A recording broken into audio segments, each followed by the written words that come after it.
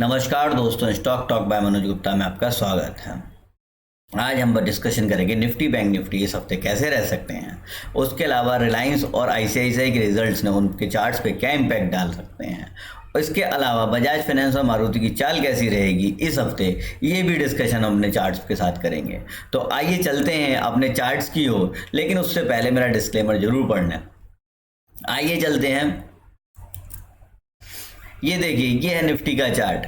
आप लोगों को याद होगा ये लाइन हमने काफ़ी पहले खींच ली थी और ये डिस्कशन भी किया था कि अगर इस लाइन के ऊपर बाजार बंद होना शुरू होता है तो वो तेज़ी से ऊपर जाएगा। वो गया, फिर उसने एक हैमर बनाया और हैमर बनाने के बाद एक अच्छा खासा फॉल भी दिया।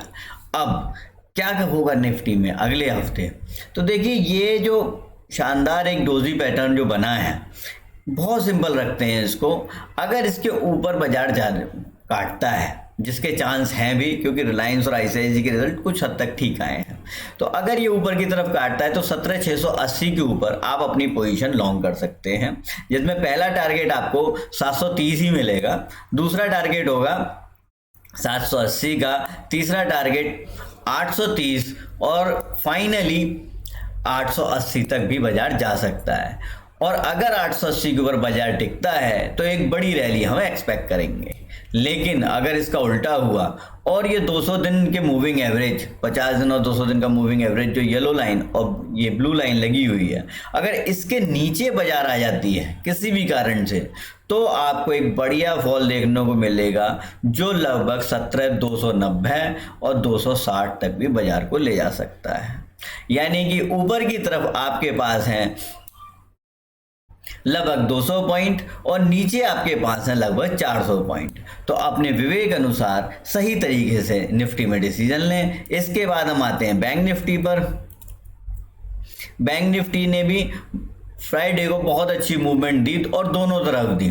अगर आपने सही समय बाई किया था तो आपको 100-150 पॉइंट बाई में मिले, अगर सही समय पर सेल किया था तो कम से कम 150 पॉइंट सेल के लिए मिले। अब आगे क्या करना है, बैंक निफ्टी को भी सिंपल रखते हैं। अगर बैंक निफ्टी 42,400 के ऊपर टिकती है तो ये 500, 550 और 600 तक बहुत आराम से जा सकती है, लेकिन 600 पर फिर इसकी हर्डल है। और अगर ये 42,600 क्रॉस करती है तो इसे 43,000 जाने से कोई रोक नहीं सकता है।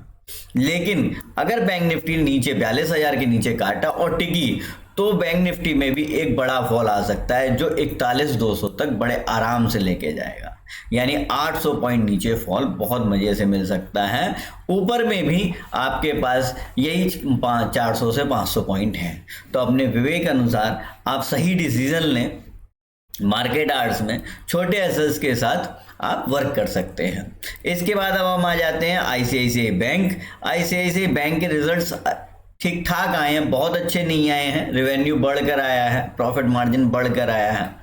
तो अब आगे क्या हो सकता है, आईसीआईसीआई बैंक में भी बहुत सिंपल रखते हैं। आईसीआईसीआई बैंक अगर 900 के ऊपर जाके टिक जाता है तो आईसीआईसीआई बैंक 914 और उसके बाद 930 तक भी जा सकता है। लेकिन किन्हीं मार्केट ट्रिगर्स की वजह से या किसी डिसअपॉइंटमेंट की वजह से अगर वो 880 के नीचे टिकता है तो एक फॉल आपको देखने को मिलेगा जो 875 और 875 के बाद आईसीआईसीआई बैंक को 870 और 860 तक भी ले जा सकता है।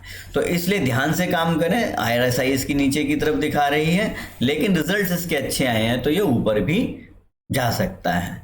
अब बात करते हैं रिलायंस की। रिलायंस बहुत लंबे समय से कंसोलिडेट कर रहा था, ऊपर भी उसने मारने की कोशिश की, नीचे भी कोशिश की। तो इसमें बहुत सिंपल सा एक लेवल है, वो है 2320 का। अगर 2320 के नीचे रिलायंस ट्रेड करने लगे तो आप इसमें अगर लॉन्ग पोजीशन बनाकर गए हैं, क्या इसका रिजल्ट अच्छे आएंगे और जो मैंने भी किया है ना, तो आप अपनी पोजीशन को काट लें।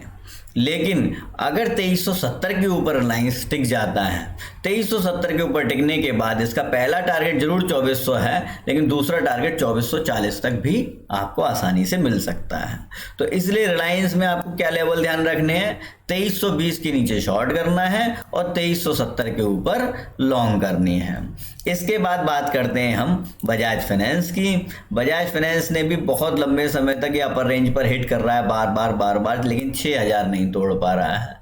फ्राइडे को भी इसने काफ़ी नीचे डिप मार के क्लोजिंग जो थी 5946 की थी जो अच्छी थी। बजाज फाइनेंस अगर 6000 के ऊपर चला जाता है तो इसमें एक बड़ा मूव आ सकता है जो इसे 6280 6290 तक भी ले जा पाएगा। तो इसलिए बजाज फाइनेंस में थोड़ा सा पेशेंस रखने की ज़रूरत है। अगर 6000 के ऊपर क्लोजिंग देता है बजाज फाइनेंस तो आप इसको 200 पॉइंट के लिए भी रख सकते हैं। इसके बाद हम बात करते हैं मारुति की, जो फ्राइडे को बहुत ही शानदार फॉल दिया और पूरा फॉल हम लोगों ने खाया। जो लोग हमारे साथ जुड़े हुए हैं उनको इसका बेनिफिट मिला होगा। तो अब क्या करना है, मारुति जैसे ही थोड़ा सा ऊपर आ जाए 8640-50 के आसपास, तो आपको फिर से शॉर्ट कर देना है। और शॉर्ट करने के बाद आपको वेट करना है 8550 टूटने का। अगर 8550 ये तोड़ देता है तो बहुत आराम से आपको 8430 तक की फिगर मिल जाएगी। यानी कि यहाँ से लगभग 150 पॉइंट आप बहुत आराम से ले सकते हैं। तो ये थे मेरे व्यूज़ मारुति के बारे में। आज के लिए इतना ही दोस्तों। अगर इससे ज़्यादा आप हमारी सपोर्ट चाहते हैं, ये चाहते हैं आप हमारे व्हाट्सएप ग्रुप से जुड़ना चाहते हैं और हर रोज़ नई कॉल्स पे वर्क करना चाहते हैं, तो आप हमारे नंबर 767891933636 या 9818246128 पर कॉल करके मैसेज करके रिक्वेस्ट कर सकते हैं। हम आपको अपने व्हाट्सएप ग्रुप से जोड़ लेंगे और आपको मार्केट आर्ट्स में भी कुछ ना कुछ जानकारी अच्छी देते रहेंगे। आज के लिए इतना ही। बहुत बहुत धन्यवाद।